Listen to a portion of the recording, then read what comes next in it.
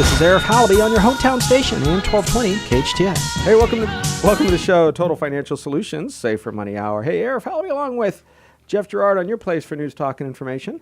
Total Financial Solutions is here every week at this time, talking about your family's finances, getting out of debt, managing money, planning for your future, trying to figure out what it takes for you to retire the way you want, when you want, and when does it take, what do you have to do to get there? That's part of the challenge, I guess. Certainly is. It's more than just a moment in time. It's actually a process that you have to start now. And depending on how soon you start, that's going to determine basically a few things. It could be anything from the amount of money you saved, what type of lifestyle, where are you going to retire. There are a whole host of layers that are involved with retirement. It's not just like the days of old. And we were just talking about this the other day, about how people's mindset about retirement has been passed down generation to generation. Maybe your great-grandparents or your grandparents worked for a company for a long time, 10, 20, 30, 40 years even we've seen, and they have this nice healthy pension coming to them. It was kind of just this autopilot. I go to work, do a great job, retire, gold watch, check comes next month. One of the things that I think is institutionalized, some things are good when we institutionalize good behavior, good habits, but the other part of it is when we institutionalize bad thinking. Like, what do we do when we have bad thinking?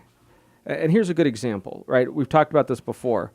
When your family says, "Oh, we're going to have 4 kids," and we can't have more than 2.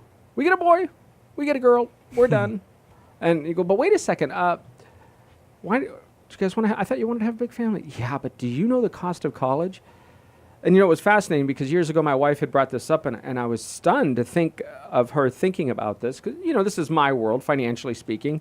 This is what I do, of course, and she is, basically everything else. But it was this. She said, "You know what? They plan to be poor 18 years from now." I thought, wow, isn't that interesting? That's one of those institutional things. They said, we can't have more than 3 or 4 children because you know what the cost of college is. Instead of saying, whew, I got an 18-year head start on this. I can do anything. I can help my kids join the military. I can help my children understand scholarships and do AP courses or dual enrollment at College of the Canyons. Right? There's a million things you can do. Instead, you're like, done, wash my hands, that's it. Plan on being broke, it's over, done. I was like, wow, stunned. Now, what does that institutionalize thinking when it comes to retirement? Well, you can't retire until age 65. Social Security, it doesn't pay much. Why would you ever count on the government when you have a lot of time? I'm not saying you're in your 50s or 60s saying, look, time has come and gone. I bet on red, it turned up black. I guess I'm stuck with whatever the government can pay me. I'm not talking about those folks. I'm talking about you that says, I'm in my 20s or 30s or 40s and I have 20 plus years. Why does it have to be age 65? Can it be age 62, 64?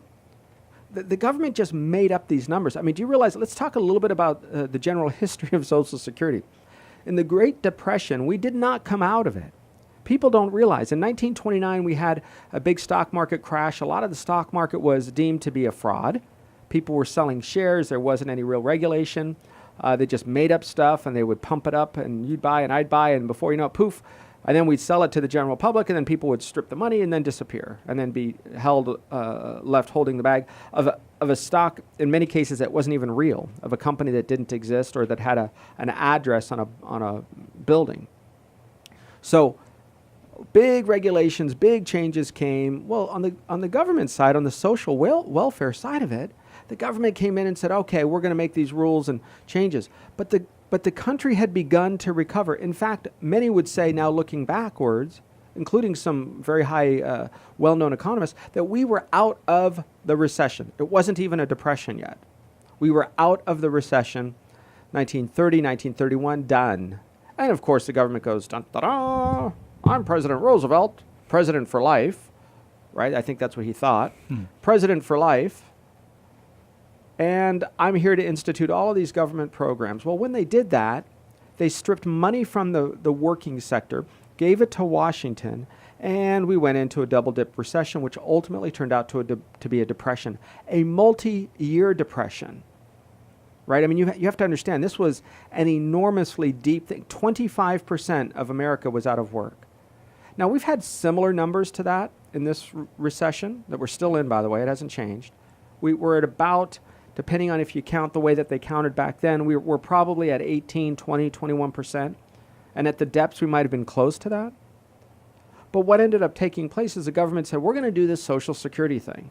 And part of that is, look, you've been working your whole life. You're probably going to die at 63 or 68 anyway. So why don't we get you out of the workforce and we'll let that employer hire two people, two young guys, generally it was men, two young men, for what they were paying one older gentleman. And by doing that, that man is now out of the workforce. The government says, we're going to take care of you. And the employer can now use those dollars to hire two people. And that was their excuse to kind of creating it out of the workforce. In fact, Social Security was never designed to be the replacement for your income. Even today, at best, you're looking at about $3 out of every 10 that you need to have to live. So it's not going to be there of any, unless you say, I have, look, I'm not talking about the ones that are saving. If you're saving, that's good. We'll get to that in a second. But think of it this way. You set aside dollars every single month through Social Security, and you think there are dollars there with your name on it. There are not. It goes into a bucket, and they spent your dollars. You put it in today. Next week, it is gone. You get a little IOU that says, hey, if you do this stuff and that stuff, and Social Security is still there, by the time you retire, we'll give you something. But Social Security is expected to not be 3 out of $10 you need, but to go down. In fact, you guys, in order to survive, it's my opinion, it has to go down to about $2 for every $10 you need. Otherwise, it doesn't exist. Otherwise, it kaputs for everybody. So I think they're going to make some big changes. When we come back, how do you get started? How do you focus on what matters to you and get away from some of this fear-mongering? Because, look, there's a lot of it out there. We see it. We see sometimes we get embroiled in it. How do we make it so that you can save realistically without the craziness for you and your family's future? That's what it's all about. I'm Arif Halaby and Jeff Girard. We're right here on your place for news, talk, and information. Arif Halaby and Total Financial Solutions. That's what it's all about on your place for us. KHTS AM 1220. We'll be right back. Hey, welcome back to the show, Total Financial Solutions, Save for Money Hour. All right. So there are some options. Remember, Social Security may be there for you on some level, depending on how you earn your money. One of the biggest tragedies, and I'm going to tell you it's a tragedy, one of the biggest tragedies that I have seen is our educators will go to work. It might be their second career. Look, for a lot of you, it is your second career.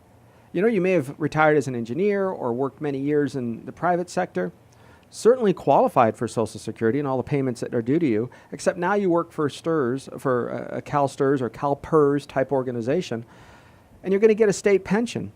But the government says, nope, sorry, you're not going to receive all of your Social Security even though you're entitled to it. Because, oh, there's this windfall earning pension profit thing. And you're like, oh, okay, but then give me my money back.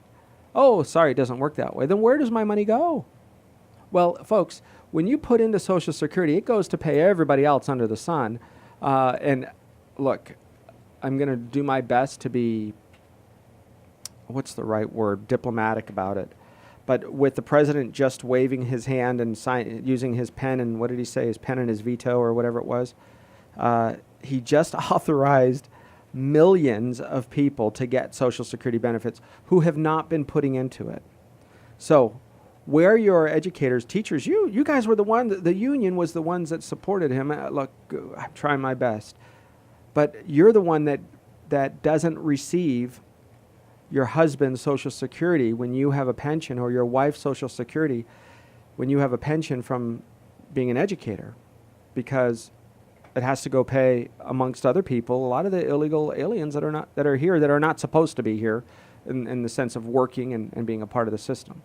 So that being said, and of course there's other expenses as well, but you've got to realize that Social Security is going to be or should be just an asterisk in your income. Like, oh, by the way, I also make a few bucks here. Now, if you're older, it's going to be the only thing that's there for you for many people, because there weren't things like like 401k plans, 20, 30 years ago. At least, I think they started in 1978, but they really didn't get going until the 80s anyway. For a lot of people, they were retired by that time, or certainly by 1990, right, 20 years ago. And what you see is people that have prepared and they don't count on Social Security, or at least we've seen, sometimes those checks just kind of go into a bank to pay the taxes on the money that they're pulling out of their retirement accounts. Yeah. And so that's the proper planning. It's just remembering that Social Security was never, like Arif said, never ever meant to be the only part of your retirement. Think of it like a stool with multiple legs. You have Social Security, you have hopefully some other retirement incomes coming in, whether it's a pension or maybe you have rental property or something, and then you have IRAs or 401ks or something of the like where you can draw from that as needed to make your, all of your retirement income come into play. But remember, they all kind of affect each other. So it's kind of a little shell game, a little puzzle you have to play for yourself. But Social Security, whether we like it or not, we have to pay into it. This is kind of the little dinger there for us. Yeah, look, because you've heard me say, who makes the rules, rich or poor people? Now, rich people have many options, not just Social Security. Right. So they create, not loopholes, but they create ways to still receive Social Security. You've heard Warren Buffett and Donald Trump say that they're eligible for Social Security. That's fine. Look, if they put into it, there's no reason to punish people for making money. If they put into it, they should receive money back. I just think that's the way it goes. But you don't have to put money into Social Security when you're earning money from from unearned income like dividends or rental property, those kinds of things. It doesn't count towards that formula according to the current system. Meet with your CPA or your tax advisor. Right now is going to be a little hectic because of the season, of course. But afterwards, and ask them, say, look, I own a small business. Why am I claiming all of this under the side where I have to pay Social Security, the 15, 16% of my income? Is there a way to divert it over to the other side, or some of it, right? Is it legitimately a different type of income called dividend? Maybe it is. And you should ask yourself, am I meeting with the right CPA or tax? If they're a tax preparer and their job is to fill out forms, that's one thing. But if you have a consultant or somebody on your side, that person should be working with your insurance professional. They should be working with your financial advisor. They should be working with your income specialist or whatever you want to call these guys, whose job it is to make sure that all these pieces are working right for you when the time comes.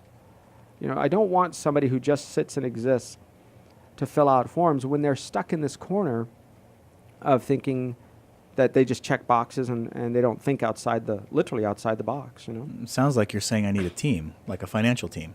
I think so. I think we forget that team requirement, right? That team element doesn't have to be that sophisticated. If you have one or two or three sources of income, it should be somebody that sits down and understands how these things work together. Because retirement has rules, and here's one of them. If you have a plan at work and you're putting in and maxing out your 401k plan at work, and then you say, well, I have a small business, a carpet cleaning business, or my husband has a plumbing business and I'm a part of that. I do the books for that company, and so I'm on payroll. Not very much, but I am on payroll. Okay. You cannot max out both of those plans if they are the same plans. But if one is a 403b, which is a TSA for teachers and nonprofit workers, called a TSA. If you have one of those, you might be able to max out that and put money into your spouse's 401k plan. That's when meeting with that tax professional and you sit down and say, do I have something like that is not coordinated? We have seen it. I covered it on a show before. We had a client, they worked for UC Santa Barbara, and they had 3 different plans there that didn't work together, meaning you could max out each one of those. And her purpose for working at this job, earning about $60,000 a year or so, was to put as much money in there for 5 years until her pension kicks in. Well, now think about that. She put in 5 years times about $55,000. She only kept a few $1,000s. That's $250,000. And then received a pension of a few $100s a month. So now she has, somewhere in the neighborhood of $350,000 in that account, plus a pension. I mean, look, it used to be that if you worked for a state, county government agency, it was like, all right, look, you got a job. It's a good job. At least you'll never get laid off. You have okay benefits, pretty good health insurance usually, maybe a pretty good pension, but the pay is just Oh, yeah, it's a government job. You remember, it used to be that thing that, Yeah, you were giving up maybe a high earning potential like you would in the private sector, but you had guarantees and benefits and paid time off, and you had to go through a series of really bad things to lose your job. I mean, it was generally thought of as a safe, secure environment for working. yeah, like which aerospace. Remember aerospace in Right. the 80s, laid off every other month. That's right. That's right. So what we're finding is now it's just kind of the opposite. You have all these benefits, and we're paying really high salaries, whether it's law enforcement, fire. I mean, there's a whole boatload of things that are happening in their benefit to their advantage. And we see a lot of them are of our clients. They're taking advantage of all those different programs, making a good salary, deferring what they can into retirement accounts, and they have great benefits. And look, on an individual basis, I like it. My clients, my friends, that's Yes. wonderful. That's not the point. And I understand if I say, well, don't take it personally. Look, I get it. It is personal. It's your paycheck. I want us to think outside of us and think more of the big picture, which is all of that is wonderful, but how are we going to pay for it? I mean, do you understand that these are not free things? There's no such thing as free. People go, oh, free medical, free health insurance, free community college. There's no such thing as free unless the instructors are going to work and the groundskeepers and the electric company's not going to charge a rate. If all those people are going to work for free, then all right, then maybe we can get pretty darn close to free. But there is no such thing. The professors want to be paid. The secretaries want to be paid. You get it? Everybody wants to earn something. So my point is, eventually this stuff has to be paid. And when we come back, we're going to get into some options for you to set aside money for your own retirement. Where are you going to find it? And what are some of those little, loopholes or catches that might work for you? I'm Arif Halaby. You're listening to me and Jeff Girard on your place for news, talk, and information. Hey, go to am1220.com, or I guess it's going to be hometownstation.com, but you can go to am1220 KHTS, and we'll come right back.